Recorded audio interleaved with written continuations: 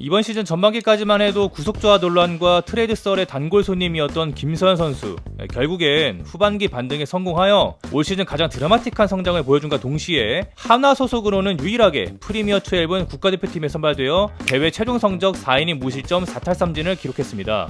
수많은 헤이러들은 한화가 김서현을 망쳤다고 일갈했지만 데뷔 첫 10홀드와 성공적인 국가대표 데뷔까지 어떻게 이런 극적인 성장이 가능했는지, 그리고 왜 타자들이 김서현을 잘 공략하지 못하는지 이번 영상에서 낱낱이 파헤쳐 드리도록 하겠습니다. 제 채널에서 가장 많은 조회수를 기록했던 이 칼럼을 기억하시나요? 아직 안 보신 분들이라면 먼저 해당 영상을 보고 오시는 걸 추천드립니다. 김서현 선수가 제구를 잡기 위해 구속을 낮춘 게 아니라 메커니즘적인 문제로 인해 구속을 잃었다는 것이 해당 칼럼에서 말하고자 하는 요지였는데, 그렇다면 해당 영상에서 짚어드렸던 부분들이 정말 구속저하의 원인이었는지 확인부터 좀 해봐야겠죠? 먼저 구속이 10km 가까이 떨어졌었던 4월 투구 모션부터 보겠습니다. 겨냥팔을 과하게 들어 올리면서 오른팔이 멀어지게 되었고, 때문에 회전 속도가 줄어들면서 랜딩 직후에도 레이트 코킹 구간으로 넘어가지 못하는 모습입니다. 이어서 7월 복귀 이후 투구 모션을 보겠습니다. 들어 올리던 겨냥팔을 내리고 랜딩 직후에 오른팔이 레이트 코킹 구간으로 자연스레 넘어갈 수 있게끔 미리 탑 포지션을 형성하고 있습니다. 4월과 7월 이후 투구 폼의 차이를 다시 한번 비교해 보시기 바랍니다.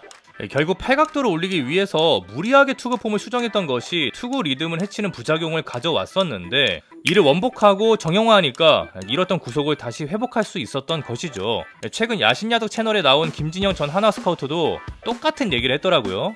이뿐만 아닙니다. 얼마 전 MBN뉴스 인터뷰에서도 김서현 선수가 직접 팔각도를 고정하니까 어깨 염증도 생기고 좋지 않았다고 언급했는데요. 확실히 이렇게도 해보고 저렇게도 해보는 것도 물론 중요하지만 자기에게 맞는 옷을 입는 것이 더 중요하다는 생각이 듭니다. 구속을 되찾는 것도 물론 중요하지만 확실한 결정구를 장착하는 것이야말로 가장 중요하죠. 김서현 선수는 올해 30이닝 이상을 던진 투수들 중 가장 높은 백분율의 슬라이더 구종 가치를 기록했습니다.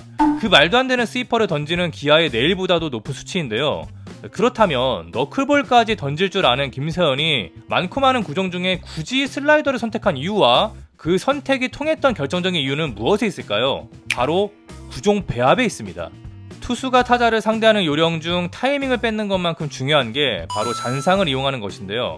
오버핸드 투수가 하이패스트볼과 커브를 연달아 던지면 앞서 보았던 하이패스트볼에 대한 잔상 때문에 커브의 낙차가 훨씬 심하게 느껴지게 되는데, 마찬가지로 김서현 선수의 슬라이더도 잔상 효과 때문에 훨씬 더 많이 휘어져 나간다는 느낌을 주는 것입니다. 이는 김서현 선수의 팔각도가 3쿼터에 가까워서 포심 패스트볼의 궤적이 우타자 몸쪽을 향하기 때문인데요. 따라서 정반대로 멀어지는 궤적의 변화구를 던져야만 오버핸드 투수가 던지는 커브와 같은 역할을 대체할 수가 있는 건데, 그것에 가장 적합한 구종이 슬라이더였던 거죠.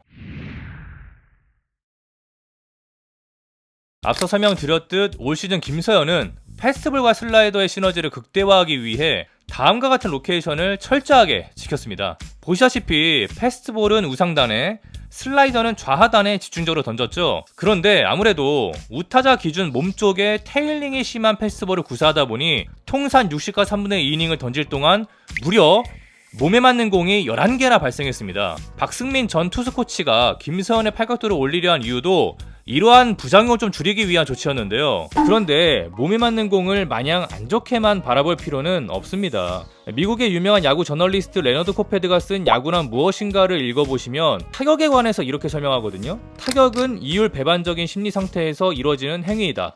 이게 무슨 말이냐면 빠른 속도로 날아오는 공에 대한 공포심을 치고자 하는 욕망으로 이겨내야 한다는 얘기거든요. 근데 이걸 투수 입장으로 바꿔서 말하면 타격을 제대로 하지 못하게 만들기 위해서는 공포심을 줘야 된다는 얘기가 되겠죠. 그런 측면에서 이 김서현의 몸에 맞는 공을 감수하고서 던진 몸쪽 패스트볼은 타자를 압박하는 요소 중에 하나로 강력하게 작용해서 바깥쪽에 구사한 슬라이더에 대한 대처를 잘 못하게끔 만들고 있습니다. 이는 기록으로도 나타나는데 올 시즌 김서현 선수의 슬라이더 컨택률은 무려 43.8%로 상당히 낮으며 피장타율은 0.127로 정타를 거의 허용하지 않았습니다. 당연히 몸에 맞는 공을 고의로 던져서는 안 되고 궁극적으로는 줄여 나가야 되겠지만 단순히 몸에 맞는 공의 절대적인 개수를 줄이기 위해 몸쪽 승부를 피하거나 김서현 선수가 가지고 있는 유니크한 패스트볼의 회전축, 팔각도 이런 것들을 인위적으로 바꾼다면 득보다 실이 더 많을 수 있다는 걸 항상 인지하고 접근해야 할 필요가 있다는 것입니다.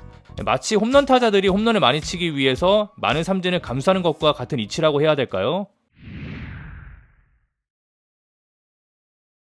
정리하자면 김서현의 후반기 반등은 구속 회복과 리그 최상급 슬라이더로 가능했다 이렇게 보시면 되겠습니다. 그리고 몸쪽 직구와 바깥쪽 슬라이더를 기본으로 하는 피칭 디자인으로 타자의 잔상과 공포심을 극대화시킨 것이 성공 요인인데요. 다만 우타자 상대로는 효과적이었으나 좌타자 상대로는 잘 통하지 않았다는 게 기록으로도 나타나거든요. 아무래도 좌타자 시선에서는 패스트볼과 슬라이더가 서로 공유하는 터널 구간이 줄어들다 보니 그만큼 상대적으로 대응하기가 수월해져서일 텐데, 따라서 이번 오프시즌 동안 좌타자 기준 멀어지는 공들, 즉 체인지업이나 싱킹 패스트볼 같은 구종들을 연마해 오는 것이 한 단계 더 성장하기 위한 제1과제가 되겠습니다. 이 점은 김서현 선수 본인도 인지하고 있는 점이고 스스로도 이번 비시즌 동안 연구해 오겠다고 밝힌 바 있으니 2025 시즌에 김서현을 기대해 보셔도 좋을 것 같습니다.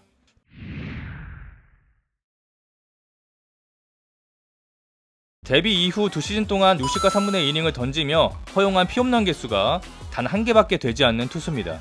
심지어 아마추어 시절에는 홈런이란 걸 맞아본 적이 없었다고 하죠.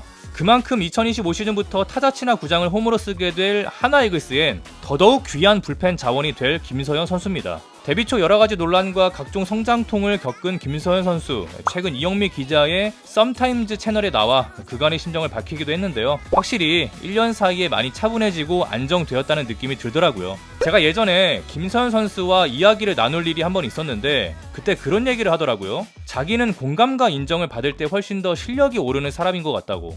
김서현 선수의 학창시절을 비롯해서 거의 모든 투구 영상에는 항상 투구 폼이 이상하다, 위험하다 등의 부정적인 말들이 꼬리표처럼 붙어왔습니다. 김서현 선수 본인도 그런 이야기들이 어렸을 때부터 너무 스트레스였다고 밝혀왔는데요. 김견문 감독과 양상문 투수코치 부임 이후 김서현 선수를 달라지게 했던 건 기술적인 조언도 물리적인 변화도 아닌 공감과 인정이 아니었을지 다시 한번 생각해보게 되네요.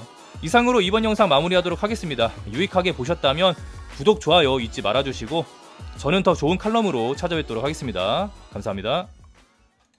게임 시합 하면은 네. 제가 나가면 꼭 이겼다라는 생각이 들 수 있게 만드는 좀 그런 선수가 되죠. 예전에 제가 중학교 때 이제 한화 이글스 원정 경기를 보러 가잖아요. 네. 그러면은 그 9회 말에 반드시 구재성 선수가 올라왔었어요. 구재성 선수가 올라오면 이제 다 같이 딱 그 수건 있거든요. 대성불패라고 써져 있는 네. 그 수건을 들고 대성불패 이거 몇 번 하면 이제 경기 끝나 있어요. 네. 그 구재성 선수가 진짜 그 게임을 정말 잘 마무리를 하셨거든요. 그때 기억을 좀 김수환 선수가 다시 좀 살려주시기를 기대해 보겠습니다. 가능하죠? 살려오게 해야죠.